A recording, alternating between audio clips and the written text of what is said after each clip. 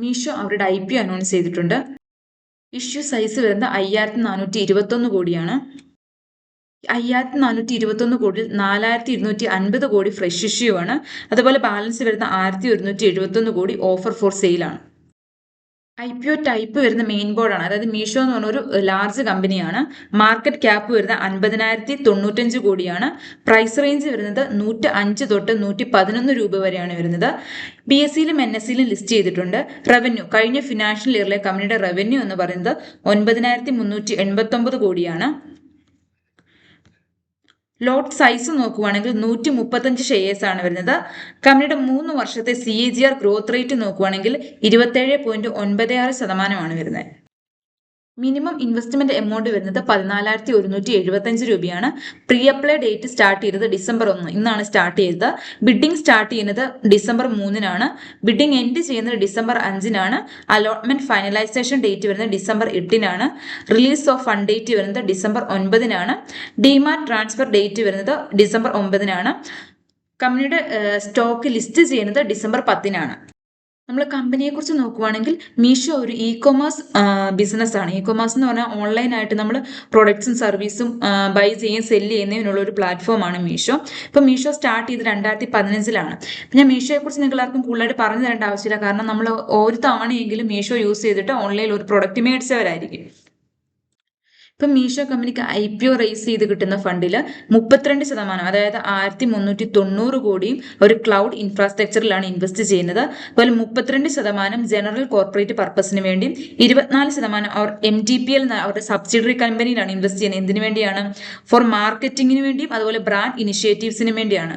അതുപോലെ ബാലൻസ് വരുന്ന 11% ML and AI technology ഡെവലപ്മെന്റിന്, AI ടെക്നോളജിയും ML ടെക്നോളജിയുടെയും ഡെവലപ്മെന്റിന് വേണ്ടി ഒരു 480 കോടിയാണ് അവർ മാറ്റി വെച്ചിരിക്കുന്നത്. അതുപോലെ നമ്മൾ കമ്പനിയുടെ ഇൻകം സ്റ്റേറ്റ്മെന്റ് നോക്കുവാണെങ്കിൽ 2023, 2024, 2025 ഫിനാൻഷ്യൽ ഇയറിലെ ഡീറ്റെയിൽസ് നമുക്കിവിടെ കാണാൻ സാധിക്കും. റവന്യൂ ഫ്രം ഓപ്പറേഷനും total income year to year കൂടുവാണ് ചെയ്തിരിക്കുന്നത്.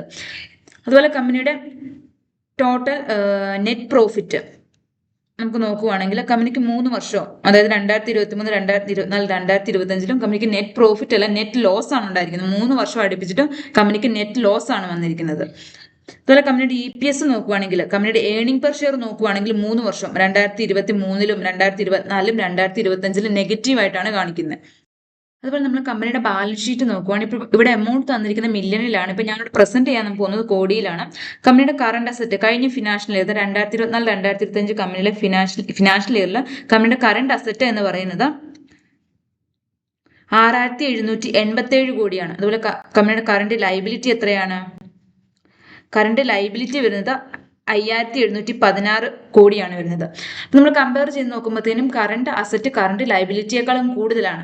ഒരു കമ്പനിക്ക് എപ്പോഴും കറണ്ട് അസറ്റ് കൂടി നിൽക്കുന്നതാണ് നല്ലത്. കാരണം ഇപ്പം കമ്പനി ഏതെങ്കിലും ഒരു സാഹചര്യത്തിൽ ഇൻസോൾവെന്റ് ആവുകയാണെങ്കിൽ ആ സമയം ഈ കറണ്ട് അസറ്റ് യൂസ് ചെയ്തുകൊണ്ട് ഈ കറണ്ട് ലൈബിലിറ്റിയെ നമുക്ക് നികത്താൻ സാധിക്കുന്നതാണ്. അതുപോലെ നമ്മൾ കമ്പനിയുടെ ഡെപ്റ്റ് ഇക്വിറ്റി റേഷ്യോ നോക്കുവാണെങ്കിൽ കമ്പനിക്ക് എന്തോരം കടം ഉണ്ടെന്ന് മനസ്സിലാക്കും. അപ്പോൾ നമുക്ക് കഴിഞ്ഞ ഫിനാൻഷ്യലിലെ കമ്പനി ടോട്ടൽ ഇക്വിറ്റി എത്രയാണ്? 1445 കോടിയാണ്. ടോട്ടൽ ഡെപ്റ്റ് എത്രയാണ്? ടോട്ടൽ ലൈബിലിറ്റി എത്രയാണ്? 5,780 കോടിയാണ്. അപ്പം നമ്മൾ ഡെപ്റ്റ് ഇക്വിറ്റി റേഷ്യോ കാണുന്നതിന് ടോട്ടൽ ഡെപ്റ്റ് ഡിവൈഡ് ബൈ ടോട്ടൽ ഇക്വിറ്റി ആണ്. അപ്പം നമുക്ക് കിട്ടുന്നത് 3.9 ആണ്. അപ്പം കമ്പനിക്ക് ഡെപ്റ്റ് കൂടുതലാണ് നമുക്കിവിടെ കാണാൻ സാധിക്കും. ഡെപ്റ്റ് ഇക്വിറ്റി റേഷ്യോ കമ്പനിക്ക് ഇച്ചിരി കൂടുതലാണ്. അതുപോലെ നമ്മൾ കമ്പനിയുടെ ക്യാഷ് ഫ്ലോ സ്റ്റേറ്റ്മെന്റ് നോക്കുവാണെങ്കിൽ 2023 financial cash flow from operating activity negative ആയിരുന്നു. എന്നാലും 2024 2025 cash flow from operating activity പോസിറ്റീവായിട്ട് മാറിയിട്ടുണ്ട്. അതുപോലെ തന്നെ cash flow from investing activities 2023 പോസിറ്റീവാണ്, 2024 2025 നെഗറ്റീവാണ്. അപ്പോൾ അവർ നല്ല രീതിയിൽ ഇൻവെസ്റ്റ് ചെയ്തിട്ടുണ്ട് 2024 2025. കമ്പനിയുടെ 3 വർഷത്തെ പെർഫോമൻസ് നോക്കുവാണെങ്കിൽ റവന്യൂ ഇയർ ടു ഇയർ 3 വർഷം നോക്കുമ്പോഴത്തേക്കും 2023 2024 ആയപ്പോഴത്തേക്കും 5,734 കോടിയിൽ നിന്നും 7,615 കോടിയായിട്ട് കൂടിയിട്ടുണ്ട്. 2025 ആയപ്പോഴത്തേനും 9,389 കോടിയായിട്ട് കൂടിയിട്ടുണ്ട്. അതുപോലെ എബിറ്റ് നോക്കുകയാണെങ്കിലോ എബിറ്റ് കമ്പനിയുടെ 3 വർഷം നല്ല രീതിയിൽ കുറയുമാണ് ചെയ്തിരിക്കുന്നത്. അതുപോലെ പാറ്റ് പ്രോഫിറ്റ് ആഫ്റ്റർ ടാക്സ് നോക്കുവാണെങ്കിലും നല്ല രീതിയിൽ കുറഞ്ഞിരിക്കുകയാണ്. നമ്മൾ ഓൾറെഡി കണ്ടതാണ് എബിറ്റയും പാറ്റയും കമ്പനിയുടെ നല്ല രീതിയിൽ കുറയുവാണ് 3 വർഷം ചെയ്തിരിക്കുന്നത്. അതുപോലെ കമ്പനിയുടെ അസറ്റ് നോക്കുവാണെങ്കിലോ കമ്പനിയുടെ അസറ്റിന് ഇയർ ടു ഇയർ നമുക്കൊരു ഗ്രോത്ത് കാണാൻ സാധിക്കും. കമ്പനിയെ നമുക്ക് സെയിം സെക്ടറിലുള്ള കമ്പനിയായിട്ടൊന്ന് കമ്പയർ ചെയ്ത് നോക്കാം. മാർക്കറ്റ് ക്യാപ്പ് നോക്കുവാണെങ്കിൽ മീഷോയുടെ എത്രയാണ്? 50,095 കോടിയാണ്. ഈ സെക്ടറിന്റെ ആവറേജ് എത്രയാണ് വരുന്നത്? 40,960 കോടിയാണ്. എറ്റേണൽ ലിമിറ്റഡിന്റെയോ 2,78,971 കോടിയാണ് വരുന്നത്. PB ഫൈൻടെക് ലിമിറ്റഡിന്റെയോ 85,271 കോടിയാണ്. FSN ഇ കൊമേഴ്സ് വെഞ്ചറിന്റെയോ 77,037 കോടിയാണ് വരുന്നത്. കമ്പാരിറ്റീവ്ലി ഈ കമ്പനികൾ മീഷോ ഓൾറെഡി ഒരു ലാർജ് സ്കെയിൽ കമ്പനിയാണ്. ഈ കമ്പനിയെ വെച്ച് നോക്കുമ്പോഴത്തേക്കും കമ്പനി ഒരു ഈ കമ്പനിയെ കമ്പയർ ചെയ്ത് നോക്കുമ്പോഴത്തേക്കും ഒരു ചെറിയ കമ്പനിയാണ്. അതുപോലെ പ്രോഫിറ്റ് ആഫ്റ്റർ ടാക്സ് നോക്കുവാണെങ്കിൽ നമ്മൾ ഓൾറെഡി കണ്ടതാണ്. കമ്പനിക്ക് നെഗറ്റീവ് ആണ്, ലോസ് ആണ് വന്നിരിക്കുന്നത്. അത് 3,941 കോടി കമ്പനിക്ക് ലോസ് ആണ് വന്നിരിക്കുന്നത്. സെക്ടറിന്റെ ആവറേജ് എത്രയാണ്? 81 കോടിയാണ് വരുന്നത്. എറ്റേണൽ ലിമിറ്റഡിന്റെ എത്രയാണ്? 5,021 കോടിയാണ് പ്രോഫിറ്റ് വരുന്നത്. PB ഫൈൻടെക് ലിമിറ്റഡിന്റെ 353 കോടിയാണ് വരുന്നത്. FSN ഇ കൊമേഴ്സ് വെഞ്ചറിന്റെ 73 കോടിയാണ് വരുന്നത്. പ്രോഫിറ്റ് ആഫ്റ്റർ ടാക്സ് നമ്മൾ ഓൾറെഡി കണ്ടത് കമ്പനിക്ക് ലോസ് ആണ് വരുന്നത്, നെഗറ്റീവ് ആണ്. പിന്നെ റവന്യൂ നോക്കുവാണെങ്കിൽ മീഷോയുടെ റവന്യൂ എത്രയാണ്? 9,389 കോടിയാണ്. സെക്ടറിന്റെ ആവറേജ് എത്രയാണ്? 2,031 കോടിയാണ്. എറ്റേണൽ ലിമിറ്റഡിന്റെ എത്രയാണ്? 20,243 കോടിയാണ്. PB ഫൈൻടെക് ലിമിറ്റഡിന്റെയോ 4,977 കോടിയാണ്.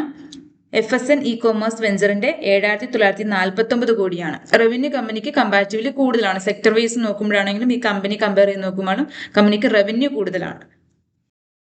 നമുക്ക് കമ്പനിയുടെ പെർഫോമൻസ് ഒന്ന് സമ്മറൈസ് ചെയ്ത് പറയുവാണെങ്കിൽ ഇയർ ടു ഇയർ കമ്പനിക്ക് നല്ല രീതിയിൽ ഒരു റവന്യൂ ഗ്രോത്ത് കാണാൻ സാധിക്കുന്നുണ്ട്. പക്ഷെ പാറ്റ, എബിറ്റ, EPS ഒക്കെ നെഗറ്റീവ് ആണ്. അതുപോലെ ഡെപ്റ്റ് ഇക്വിറ്റി റേഷ്യോ കൂടുതലാണ്. ഇപ്പം ഞാൻ ക്യാഷ് ഫ്ലോ സ്റ്റേറ്റ്മെന്റ് പറയുന്ന സമയത്ത് ഞാൻ ഓൾറെഡി 3 വർഷത്തെ മാത്രമാണ് കമ്പാരിസൺ പറഞ്ഞത്. അതായത് 2025 ഫിനാൻഷ്യൽ ഇയർ, 2024, 2023. പക്ഷെ നമ്മൾ ഈ 2025 ഈ സെപ്റ്റംബർ വരെ വന്ന് നിൽക്കുമ്പോൾ കമ്പനിക്ക് ക്യാഷ് ഫ്ലോ നെഗറ്റീവ് ആണ് വരുന്നത്. Cash flow from operating activities negative ആണ് വരുന്നത്. 2024-ലും 2025-ലും പോസിറ്റീവ് ആയിരുന്നെങ്കിലും 2023-ലും ഇപ്പോഴും cash flow from operating activities കമ്പനിയുടെ നെഗറ്റീവ് ആണ് വരുന്നത്. അപ്പം ഞാൻ ഇതൊരു സ്റ്റോക്ക് റെക്കമെൻഡേഷൻ അല്ല, ഒരു എഡ്യൂക്കേഷൻ പർപ്പസിന് വേണ്ടി മാത്രമാണ് ഈ വീഡിയോ ചെയ്യുന്നത്.